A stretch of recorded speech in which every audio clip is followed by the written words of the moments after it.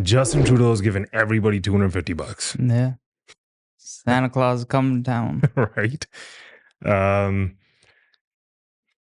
He's saying that he's going to give a tax break on some essential items, essentially for anyone who makes less than $150,000 a year. Yeah. Secretary, you want to play the clip? For 2 months, starting December 14th, we're going to remove the GST, HST from groceries. 100% of groceries, all groceries.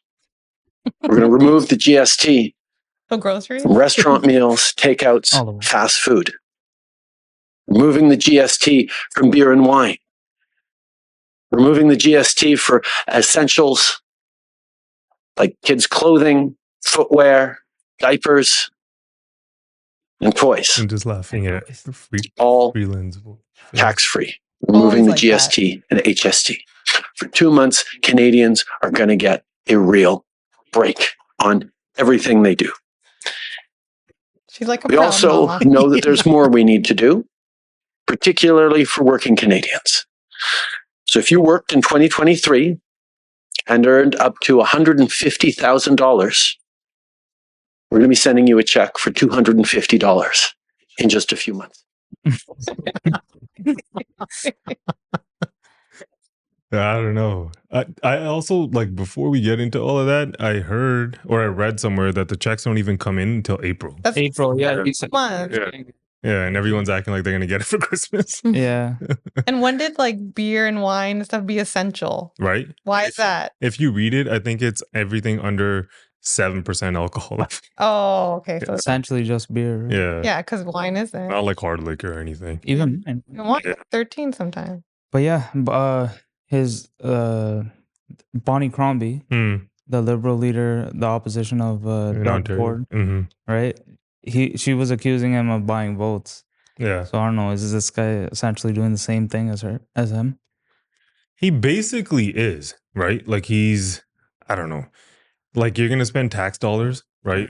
Like to give everyone $250, right? That's basically the whole country, because I think less than 10% of Canadians make more than $150,000 a year. Yeah, like it's something wild. It's a large amount. I think it's like a little over 1 million, 1.5 million, something like that. Mm-hmm. So the whole country's getting $250, right? And after he's done this carbon tax thing, right? So it's not like Canadians haven't been paying more money, right? So who needs 200? If somebody's making $150,000 a year, $250 isn't going to do much, right? Yeah. And then you take into consideration that if this now impacts interest rates, right? And if interest rates were supposed to drop half a basis point, but now they drop a quarter, that basically means nothing. Yeah. It means nothing. 4 million. Huh? People. 4 million people make more than? I read it was 100K. 18. More than 150. It would impact. Oh, 150? Mhm. Yeah. 1.4, 1.3, something like that. 1.4, yeah. But yeah. And the other thing is, I feel like it can affect like Q4 numbers, right? Like if you're going to give people a break and then get them to start making some holiday spending, right?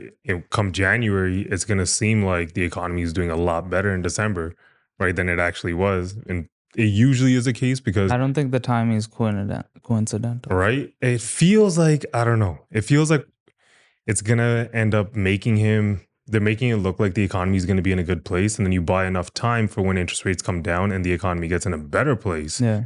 And then you're heading into elections with a better idea. Which differences is that going to make? $250? It's not the 250. It's like when people are spending money during the holiday season, you usually see household debt go up, but like you see the GDP increase slightly because everyone's spending. Right. So then now if he's taking HST off, he's encouraging you to go to restaurants and he's encouraging people to spend, right? So it's going to indirectly help businesses, help our economy. It's restaurants too, yeah. Just for. But didn't you see his conviction? He's like, toys.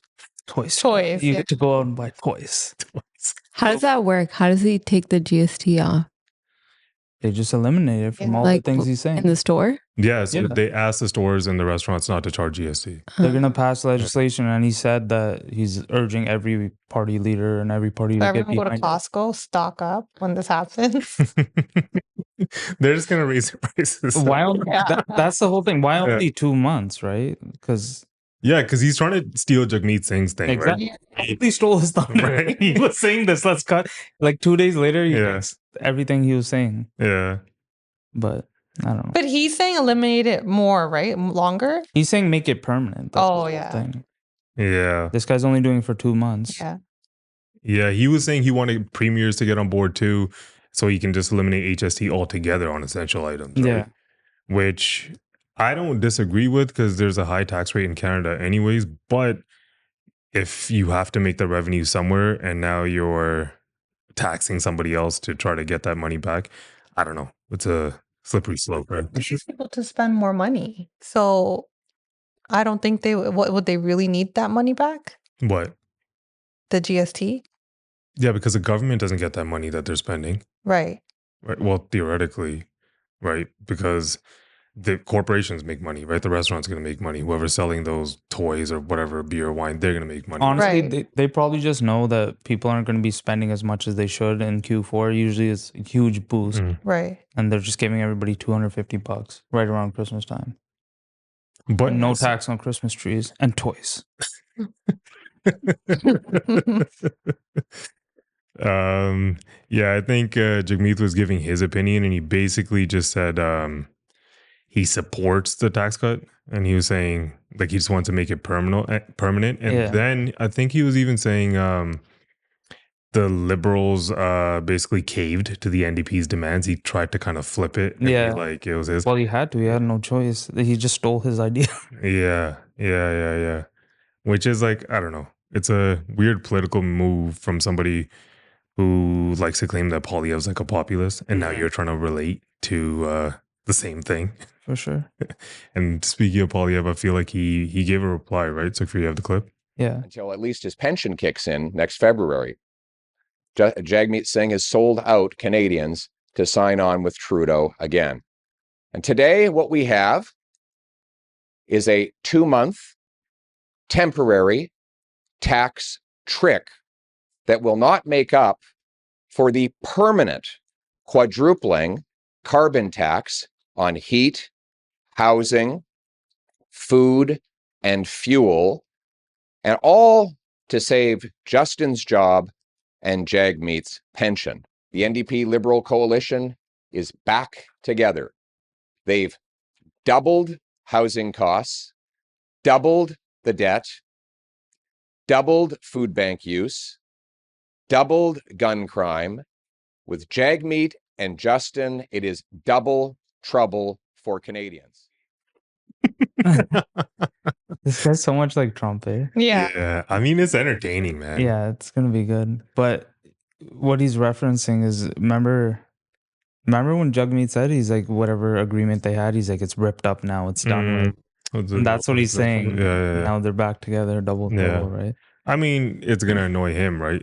For Obviously, sure. right? Because he's campaigning on the other side. Yeah. And when he tries to get a vote of no confidence, and the NDP is not going to vote for him, right? So, or with him, sorry. So, You think he's scared now? No. I still feel like, I don't know, anyone that I talk to or any kind of conversations or anything you see online, nobody wants Trudeau.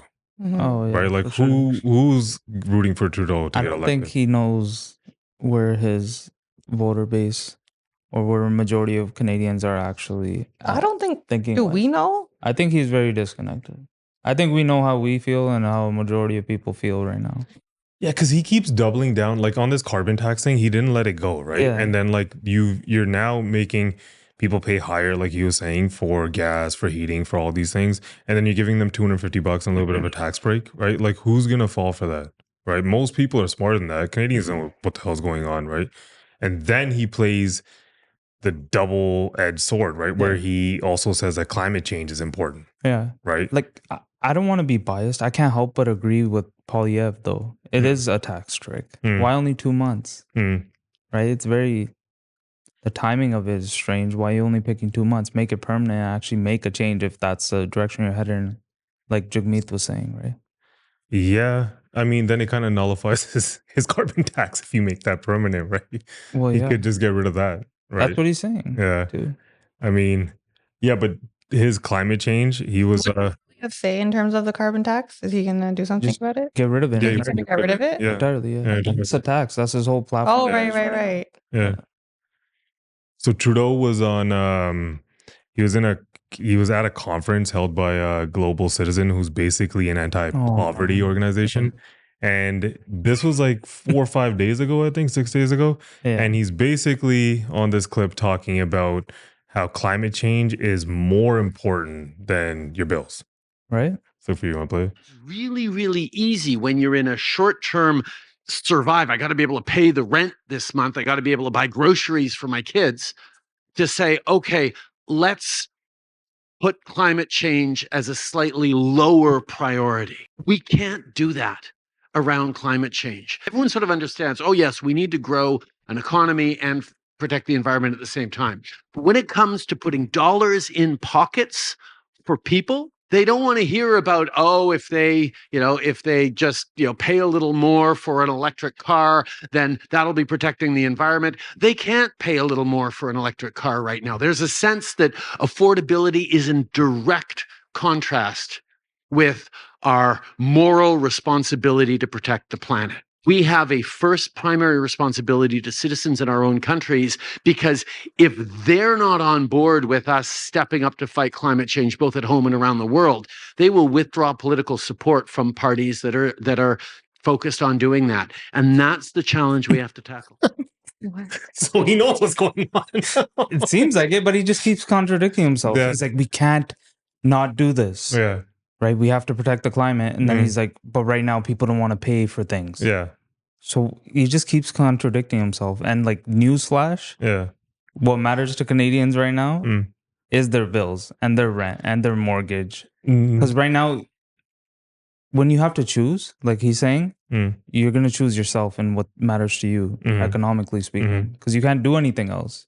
I mean, for somebody like him, I feel like his net worth is somewhere in the $80 or $90 million range, right? Like you're so disconnected from the average Canadian, right? When it comes to money. And it's very easy to say something like climate change is important, right? You can't do that, right? Like, especially when you come through a high interest rate era where like people, there's so many articles That's the last thing on where people can't afford their homes because they've gotten themselves in situations with really big mortgages, right? And now you're going to tell that person like, hey, listen, you got to save the planet, right? No, right? They got to save money. Right? They got to save money. They have to feed their kids. They have to put gas in their cars. They're just even holding food everything shelters together. are at all-time highs right now. Yeah, so like this whole, and then he doesn't let it go because he went on both sides of it. Why he chose this hill to die on? It's, as a voter, I would respect it if he had the ability to be like, you know what, it was good back then, but right now the climate has shifted and the economic climate has shifted. People need money. I'm gonna change my stance on this thing a little bit or somewhat, right? Yeah. I could respect that. This guy's just like, no, 8 out of 10 Canadians are benefiting more when I give them. But $200 every 2 quarters. But even that, didn't you? He was saying, I swear he just said that most Canadians can't afford to buy electric vehicles. Yeah, he says it. He says it, and then he goes, but you got to save the climate. And he's not incentivizing anyone to buy electric vehicles. That's not what he's doing. Yeah. All he's doing is punishing you for using oil, right? Which is all your bills are up too. And even if you buy electric. Not to mention it's one of Canada's biggest exports. Yeah. Right? So what do you want? The country to go broke? Yeah. Right? Like what? I mean, further along in that interview, there's another clip. Yeah. Apparently he's not let's just watch it. I'll talk. You can all think of different elections in which people said very clearly they're not going to do anything on fighting climate change, and they'll focus only on affordability, and they get elected. That's not the way we're going to save the planet. And that's not even the way we're going to build a strong, resilient economy into the coming decades. We need to make sure that we are not moralizing and telling people, oh, you need to care about future generations. You need to care about species you've never heard of going extinct.